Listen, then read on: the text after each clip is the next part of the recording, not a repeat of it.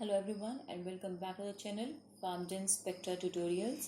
This video is in continuation to our previous video that is given in the link below. So आज हम पढ़ेंगे outer membrane. Outer membrane की अगर हम बात करें तो मैंने आपको बताया था कि बैक्टीरिया के स्ट्रक्चर में 3 लेयर्स प्रेजेंट हैं, that is outer membrane, cell wall and plasma membrane. And outer membrane is a special characteristic for gram negative bacteria. जो आउटर मेम्ब्रेन होती है उसके अंदर खुद की जो कॉम्पोजिशन होती है उसकी, that is it is composed of lipopolysaccharides, lipoproteins, proteins and phospholipids. जिसके अंदर जो लिपोपॉलीसैकेराइड्स है वो बना होता है लिपिड्स एंड पॉलीसैकेराइड्स का. ठीक है, तो अब ये जो लिपोपॉलीसैकेराइड्स हैं ये, जिसे आप ये देख सकते हैं कि आउटर मेम्ब्रेन है, जो बाहर की मेम्ब्रेन है, आउटर मोस्ट मेम्ब्रेन. ये जो आउटर मोस्ट मेम्ब्रेन है इसकी कॉम्पोजिशन ये है, लिपोपॉलीसैकेराइड, लिपोप्रोटीन, प्रोटीन एंड फॉस्फोलिपिड्स. जिसके अंदर जो लिपोप्रोटीन है और वो उसके अलावा प्रोटीन और फॉस्फोलिपिड्स अलग हैं. और जो कि लिपोपॉलीसैकेराइड है, लिपोपॉलीसैकेराइड को हम एलपीएस भी कहते हैं. और ये लेयर खुद 3 हिस्सों में बटी हुई होती है. पहला हिस्सा कोर पॉलीसैकेराइड, क्योंकि ये पॉलीसैकेराइड की बनी होती है.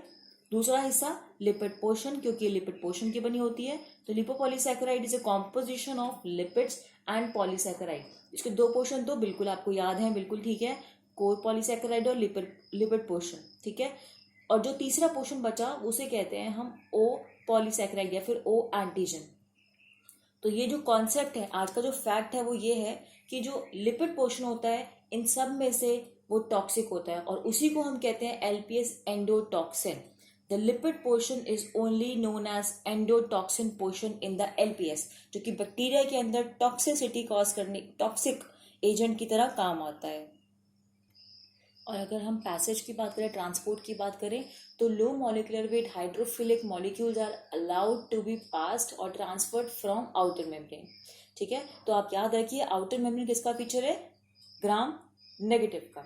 सो नाउ कम्स ग्लाइकोकैलिक्स. ग्लाइकोकैलिक्स एक थिक और थिन, रिजिड और फ्लेक्सिबल मेम्ब्रेन है जो कि प्रेजेंट होती है, that too only for gram negative bacteria. ठीक है, ये जो सब्सटेंस जिनको ये पास करने के लिए हेल्प करती है, they are high molecular weight substance. They may be polysaccharide, polypeptide. और ग्लाइकोकैलिक्स को हम कैप्सूल या स्लाइम भी बोल सकते हैं on the basis of their chemical nature. अगर वो रिजिड है तो there it will be called termed as capsule, और if it is flexible enough it will be termed as slime. ठीक है, फंक्शन इसका ये है कि ग्लाइकोकैलिक्स जो होता है वो रेजिस्टेंस प्रोवाइड करता है फैगोसाइटोसिस के खिलाफ और वेरुलेंस के खिलाफ पैथोजेनिक बैक्टीरिया को. So now there is a quiz for you all.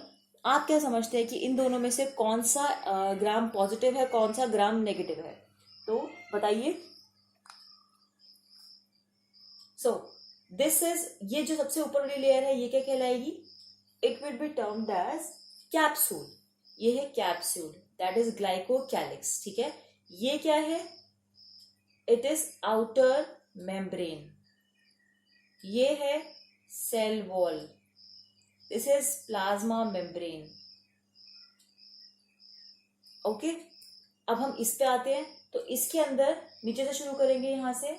It is plasma membrane, it is cell wall, and this remaining is capsule.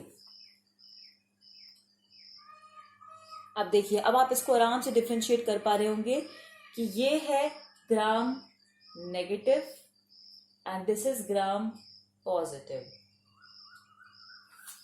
Okay, so coming to the end of the video, what is the basic difference between glycocalyx and outer membrane is that glycocalyx is also known as capsule or slime based on their adherence to cell wall. If the cell walls, rigid cell walls are adhered to the to the glycocalyx, that is itself its own, then it is known as capsule. And if the capsule or glycocalyx is adhered to the cell wall loosely, flexibly, they are known as slime.